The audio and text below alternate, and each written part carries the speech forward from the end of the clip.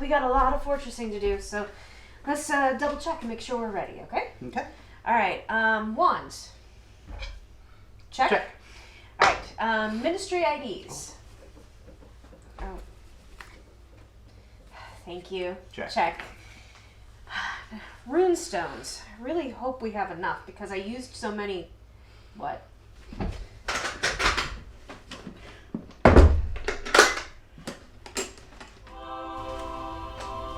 Honey, where did you get this one? No, this isn't another one of those black market time turner things, is it? How did... Okay, fair enough, but no, it's not. Alright, then we're good. Let's do this. Yes.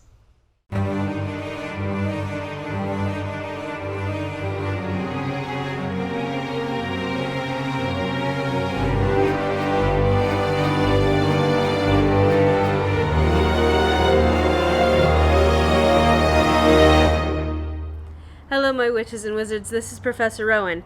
I jumped out of the shower today when I finally got the notifications as to everything that's going to be happening for Brilliant Event Part 2.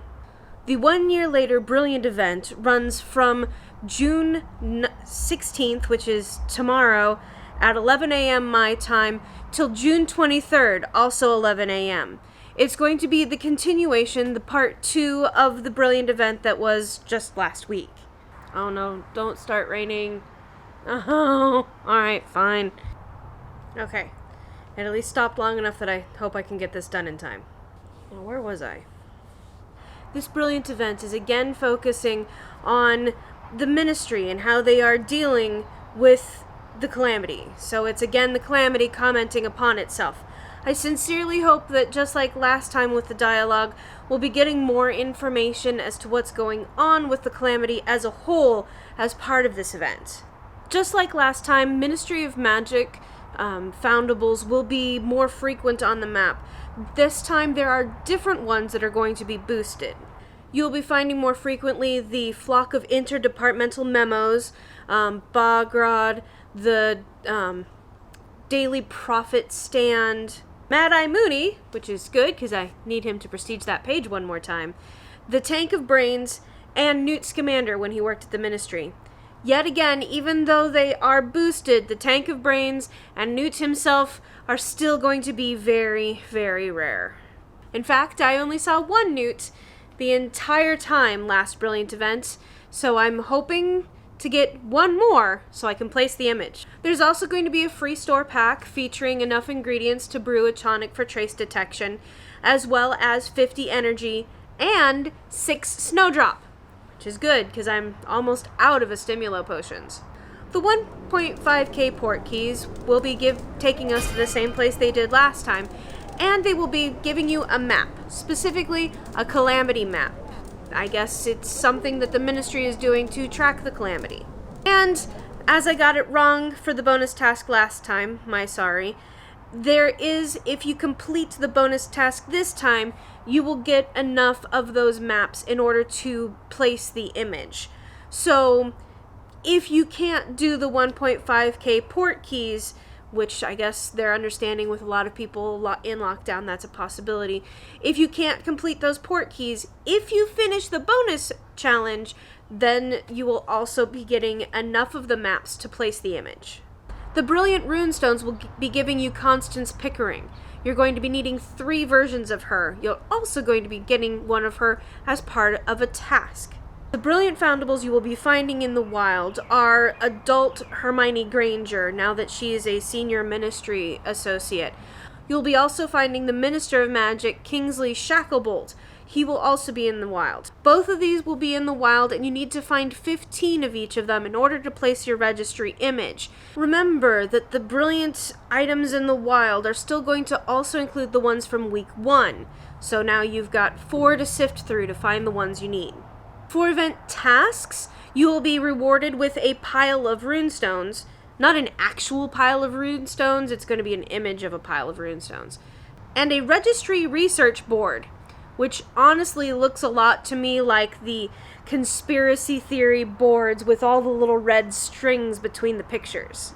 On to our tasks. The tasks have a lot of synergy with them, as per usual within their tasks. And they seem to also have a bit of a synergy with your rewards as well. For Quest 1 of 4, we start off with needing to pick up 3 ingredients or port keys or what have you off of the map. That will reward you with 2 lovage. Next, you need to earn 1 brilliant runestone, which, depending on how you ended up last time, could mean 40 brilliant family XP, effectively. That will reward you with 2 sneezewort. Finally, you need to return 7 of Kingsley Shacklebolt. And guess what? Returning those 7 will definitely be getting you enough registry XP, the brilliant family XP, to be getting you that 1 runestone you need. That will get you 1 strong invigoration drought. Your rewards for completing Quest 1 are 550 wizarding XP, 2 restricted books, 50 brilliant family XP, 1 dark detector, and 10 spell energy.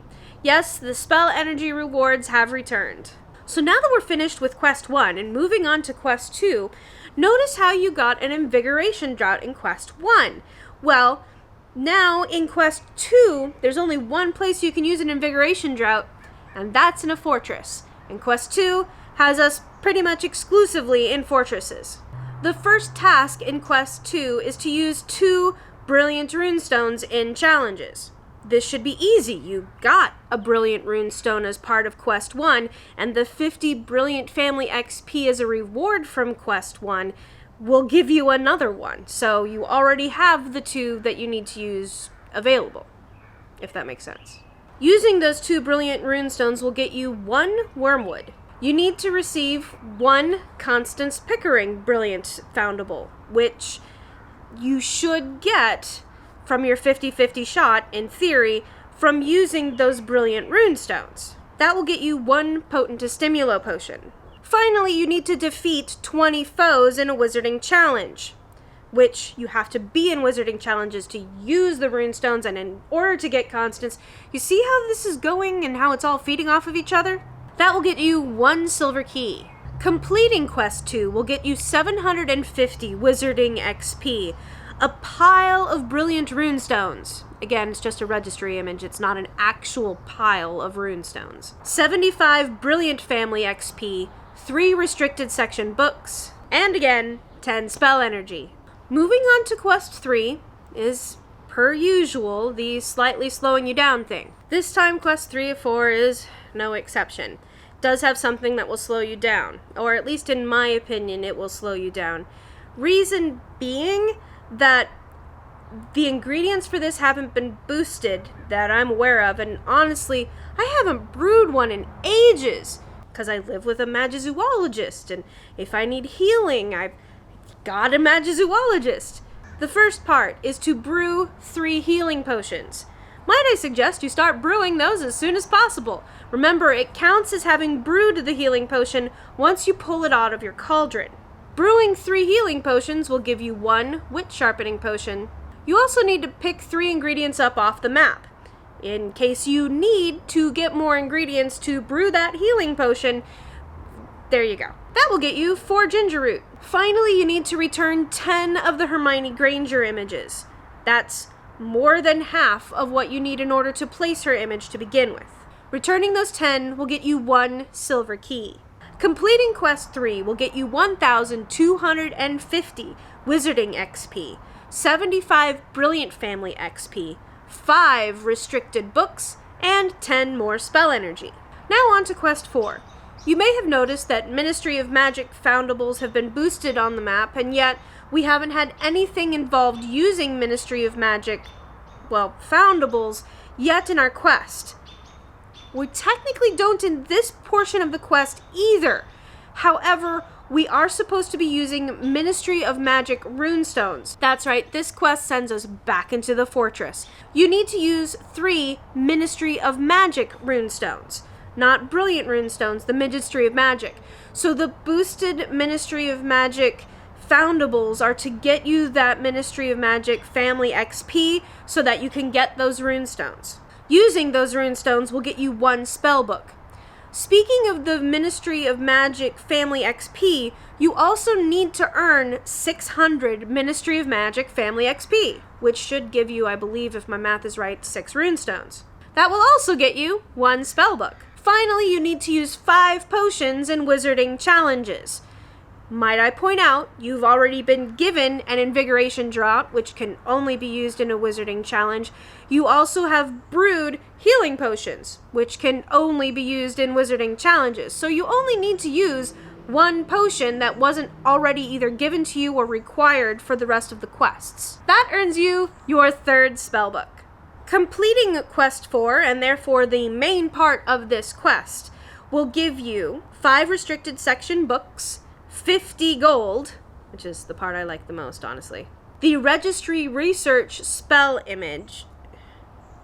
Wow, that didn't come out right at all. The research board registry image, and 30 spell energy. Now on to the bonus task. Again, one of the rewards for this bonus task is all of the Portkey registry images.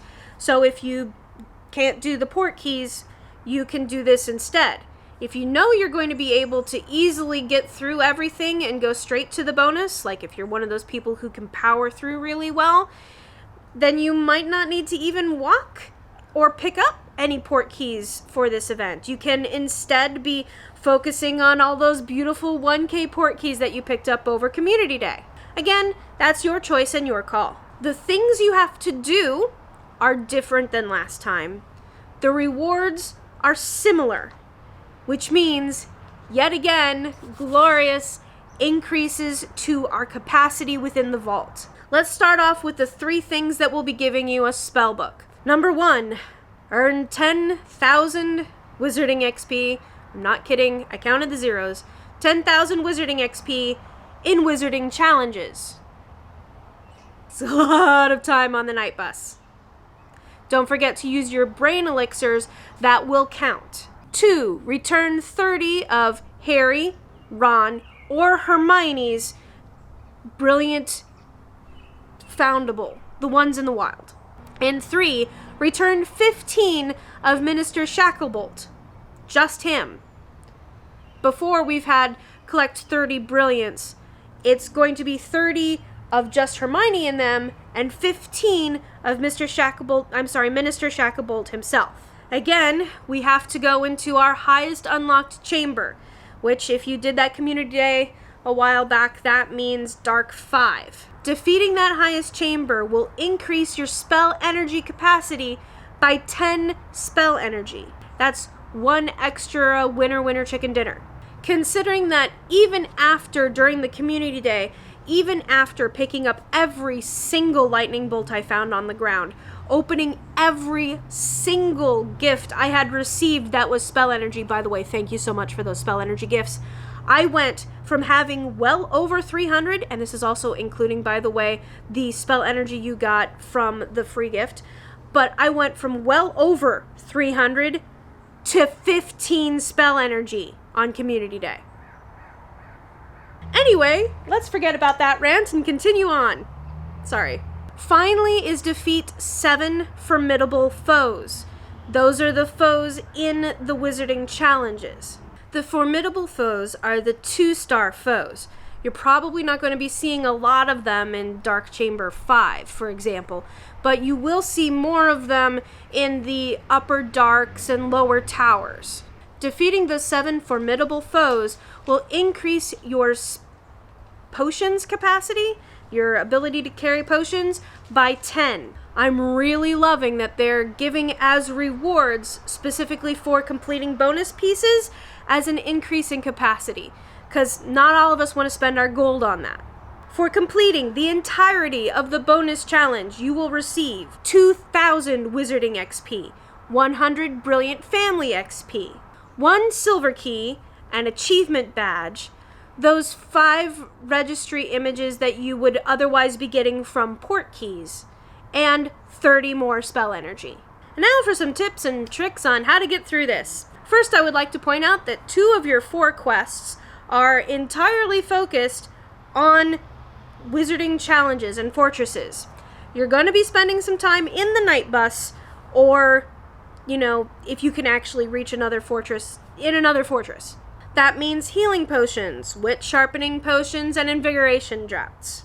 Brew those health potions ahead of time. Remember, they don't count as being brewed until you officially pull them up out of the cauldron. If you don't have enough ingredients to even brew 3 healing potions, then start collecting those ingredients now. Keep your eye out for the dragon's liver because you can't get those out of greenhouses. I have no trouble finding the bolt tuber pus. That's not an issue, knock on wood. But the wormwood and the dittany look an awful lot alike, so try to make sure that you're picking up the right ones that you need. If you know you're going to get to the bonus tasks, why bother with the port keys? Honestly, I'm going to be sticking with my previous port keys. I've got a lot of 1Ks to open, and I'm too stingy to use silver keys on them. I'm assuming during Wizarding Weekend, which is the last weekend of the month, that there's going to be something involving port keys. There usually is, so I'm going to hold on to those silver keys for that. Other tips and tricks. If you're going into your highest chamber, I still encourage people to be using a low-level runestone, a level 1 or 2. This would actually be a good time to be using that brilliant runestone. I know people have commented that they usually use a high-level runestone in the Chamber 5, but that's because they're comfortable in Dark Chamber 5. A lot of people who are going to be in that chamber with you aren't. Yes, I understand that using a level 5 runestone in Dark Chamber 5s has some serious XP rewards and bonuses that would make it worthwhile. But that's for the regular times. When people who are not comfortable going into that chamber see 5s, they know that the difficulty is going to be ramped up. You're more likely to be facing elites. You're more likely to have a chamber filled with 5-star enemies that you're weak against. Try to take that into consideration. You're going to have people in the night bus with you that have never possibly even done this chamber before. Try to be patient and understanding with them. So during this event, use a lower level runestone, and then when the event is over, go back to your high level runestones for the XP bonuses. Another thing that I strongly suggest, and I don't think I've said this before, is to make sure that you're using a brain elixir on the very beginning of when the event starts, because you're going to be seeing 2 new foundables that you've never seen before. In this case, the Brilliant Hermione Granger and the Brilliant Kingsley Shacklebolt. Since you don't have these before, you're going to be getting that new foundable XP bonus, and that counts with your brain elixir. So make sure you're using that brain elixir. Also, if you do intend to pick up brilliant port keys and you're opening port keys to make room to pick up brilliance, you've also got the brain elixir running at that time to get the XP bonuses from the port keys as well. What are other tips and tricks that you have for each other? Please share them in the comments below. Also, if you like these videos, liking them, subscribing, sharing them really does help us out. Thank you so much to our patrons. You guys are amazing and you make this all possible. If you're interested in becoming a patron, the information is in the description below. Finally, this can be done at home, but if you choose to leave, please stay safe, wash your hands, keep your eyes peeled, your ears open, and your wands ready.